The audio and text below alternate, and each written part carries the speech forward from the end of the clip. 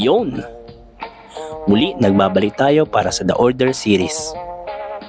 Ngayon, ating titinan ang reformed hitman, Shishiba. A rogue hitman and a dropout sa Kansai Region Assassin's Institute, he was recruited sa Order by its founder and former JAA second-in-command, Satoru Yotsumura. Ang batang si Shishiba kasi ang supposed target ng hitman sa isang misyon. Pero imbis na tapusin, the lad was taken in by Yotsumura dahil sa potensyal nito.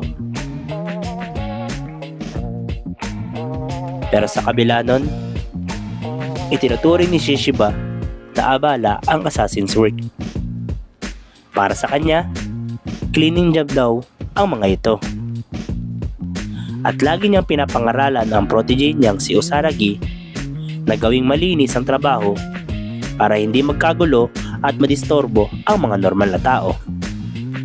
Showing his dedication sa order at sa pakay nitong protektahan ang imahe ng ahensya sa madla.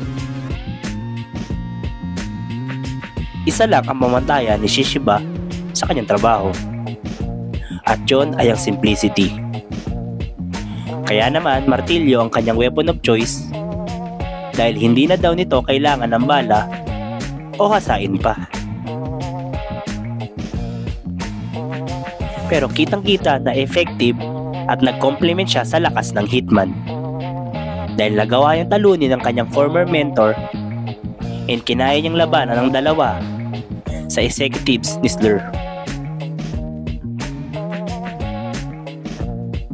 Ang peklat sa kaliwang baba at ang pagkakaputol ng ring at pinky finger ni Shishiba ay bunga ng pakikipaglaban niya kay Yotsumura, showing how tough their battle was.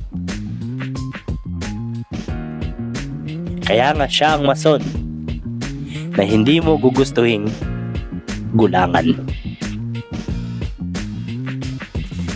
At matapos ang lahat ng revelations, nanaig pa rin ang loyalty ni Shishiba sa organisasyon without questioning or whatsoever.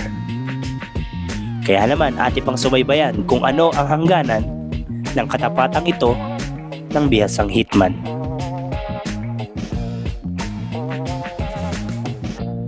And that's it. Next time, ating magtitingnan ng iba pang current at former members ng The Order. Kaya naman kung may anime, manga related topic kayo na gusto nyong i-feature namin, just comment down below or DM us. Please do follow, like, and share. See you sa next video.